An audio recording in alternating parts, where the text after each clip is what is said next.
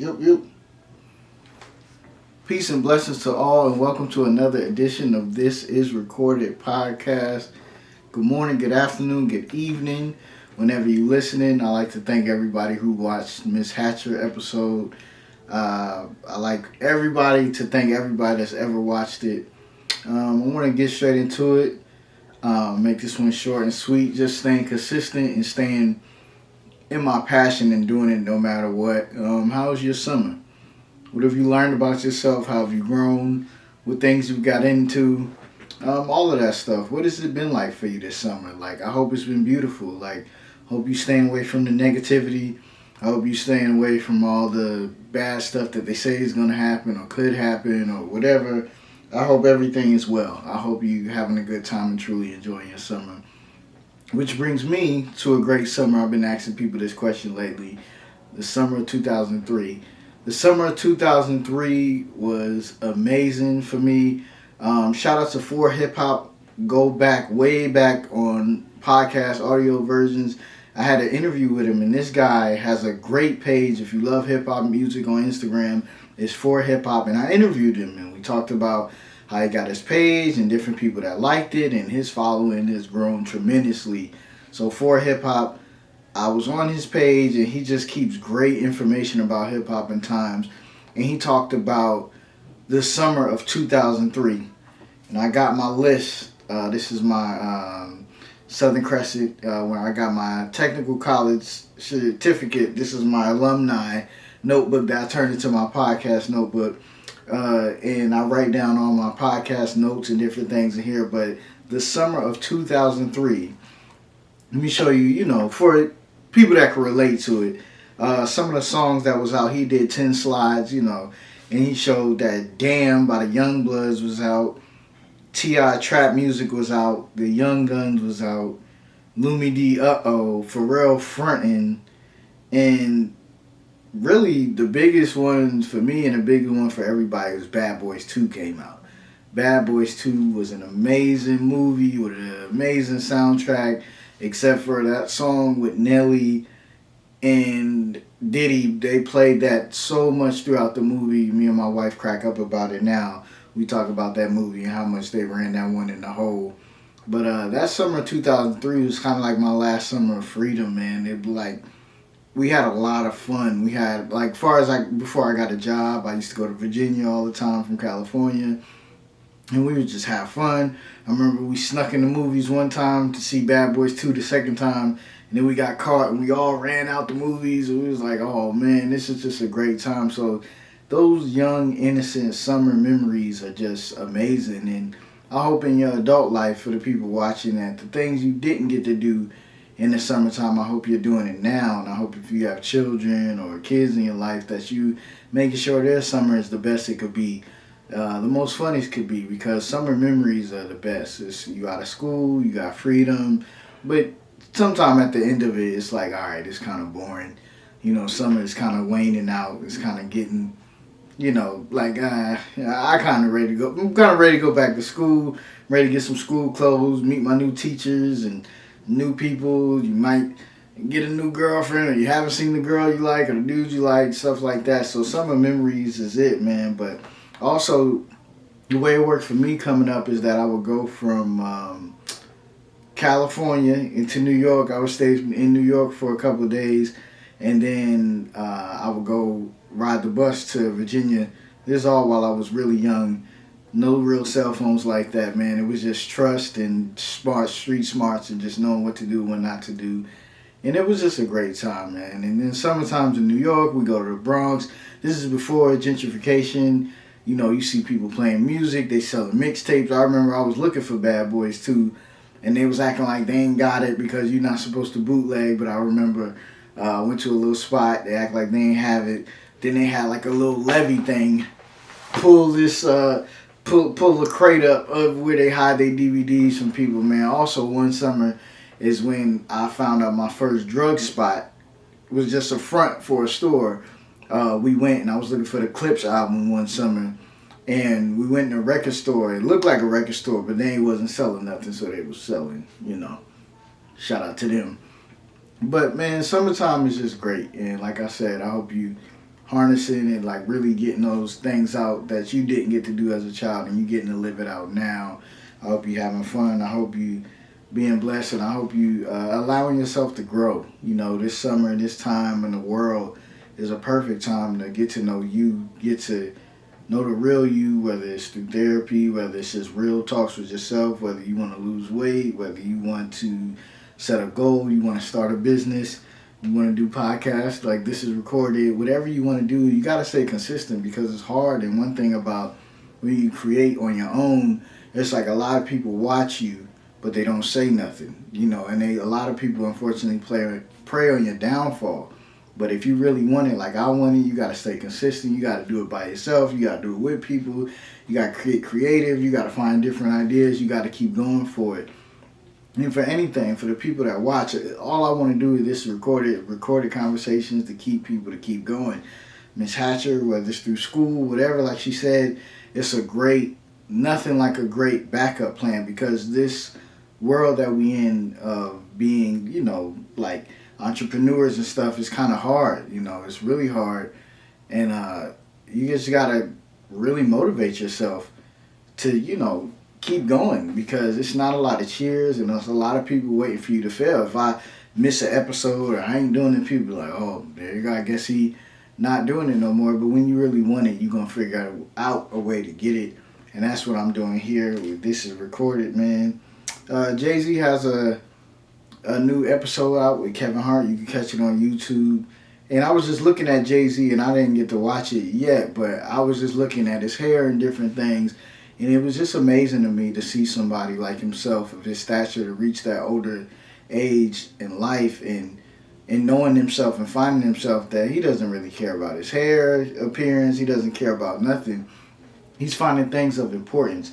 And I hope that we all finding things of importance in our life, because it's like the money and things are going to come and go, but the people around, and what they say about you when you go, that's what's important. So make sure the people out there that listen to This Is Recorded, you make sure you live a life where people are going to say great things about you. And let's celebrate your life when you pass. Because for me, I'm like, I want to be celebrated. I don't want no sad thing. When I'm, 100, I would like to be cremated, and I want to be a celebration of my life. I don't want it to be a sad thing. I want to play some music. I want people to get together, and I want people to roast. Hey man, one time you had this outfit, something I did stupid. I want people to enjoy and laugh, and I want people to miss the presence, more than pain and suffering. Just really enjoy like what I was doing on this world, and the impact I was making, and enjoy the things that we were creating, and the fun we had, and the memories we had. Because for me personally, it's like to each his own, but when you see somebody in a box, they don't usually look the same, and that'll kind of be the last memory you have of them. I would like for mine to be a good memory, a great memory of us having a good time, us sharing a laugh. We had a good conversation, we had a hug, we was having a good time, man. And for my people, black people, we got to get together. We got to see each other more. We got to value family. We got to value each other and value this thing called life. We have to value more than just a wedding or a funeral. And it seemed like it'd be more funerals than weddings, if we being honest. Like, we got to find that time. We got to make time for our loved ones, especially the youth, and nurture them and show them things that we didn't, see. Let's make that great summer memory with them. Like, hey, man, this summer I was with such and such. I was with Reg. I was with, Duke. I was with G. Merrick. I was with Roz. I was with these people. I was with James. And we, shout out to all these people, because I see them doing things. James working out with the kids, and Duke, man, is just an entrepreneur, mentor. My brother G. Merrick with his kids. Like, these great people that I surround myself with and keep in contact with. Let's build these memories for these kids of something great that they can realize, like, wow, like, I had a good time with them. They had a real major impact in my life, and when I remember them, I remember the time spent and the things we did. I don't remember you bought me this or the money you dropped on me. I remember the great things. And last thing before I get out of here, I want to give y'all some documentaries. I love documentaries, man. Right now on Netflix, of course, they got the Bad Boy documentary, Can't Stop, Won't Stop. If you got Disney Plus, they got the Pixar documentary, and it shows you how you never give up on your wildest dreams, and you got to take risks, and things might not happen. George Carlin documentary on HBO Max is amazing. How he was living a certain way and moving a certain way in comedy, but he had to realize like that's not who I really am. That's not who I really want to be. So he had to take a shift. He had to do ups and downs, all of that. The Kanye doc, of course, if you haven't seen it on Netflix, go ahead and watch it. But also on Showtime right now, they have the Supreme Team. The Supreme Team is a drug dealing crew out of Queens, New York. That a lot of rappers rapped about, talked about. They say they were involved with Murder Inc., but they was acquitted because they was just cool with them. They didn't really have nothing to do with it. But it's a great documentary, narrated by Nas. Nas is doing some great work. He's really getting himself out there. His music is getting amazing. The Magic, the last album he dropped out of 3 albums he dropped with Hit Boy, is my personal favorite. And Nas is just doing great things. And Nas has always had black people and everything in his forefront, in his mind, and wanting to see us go further. And the story is told from a real life perspective, not just a regular bang bang shoot 'em up, how many bodies they caught and all this stuff. It shows the consequences of drug dealing and stuff like that. And I don't know if I talked about this before, but I wanted to title this like When We Were Kings, or I don't know what title I'll choose, but it's just like, for me, it seemed like we glamorized the 80s in drug dealing, and we glamorized the gold ropes and everything like that. But for me, my truth is that we were kings and queens way long before all this history, his story, came about, and people making up things of how history went. Because for a lot of black people, they say that they trying to make it seem like history started at slavery, but we were way better than that. We had kingdoms, we had everything. The way it was told to me from a mentor of mine is what it was, is that it say, hey, the Bloods is fighting the Crips, the Bloods take over the Crips, and then they sell off the Crips to somebody. And then what was happening was they were taking these slaves and they were making them build America, basically. And before they knew it, they had so many people over in America, and the certain white people could not come all the way over, so they would meet them halfway in the sea, because they would get sick or something like that. They would meet them halfway in the sea, and they would go and they would bring people to this new world, which was going to be called America. And then before they knew it, slavery had popped up, and it just diminished a lot. And it put, black people born in America, of African descent, but born in America, it put us in the hole that we in, and the things that we still slowly trying to overcome to this day.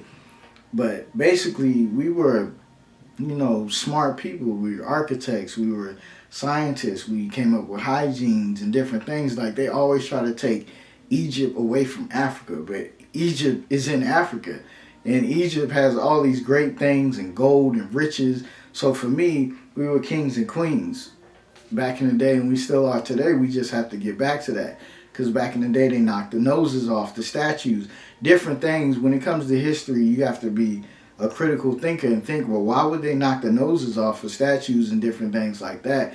And I think throughout history, and even today, is that they want us as black people to forget our greatness and not know our greatness, and keep us down and keep us under and uneducated and just without, and welfare and different things. They keep these little tricks around to keep us without, but it's for us to grow up and get better. But I said that to say, from the Supreme Team doc, the 80s and everything like that was a point in time where we were feeling like kings and queens, because it was illegal drug money, but it was young, black, successful people really getting to it. They were really making money.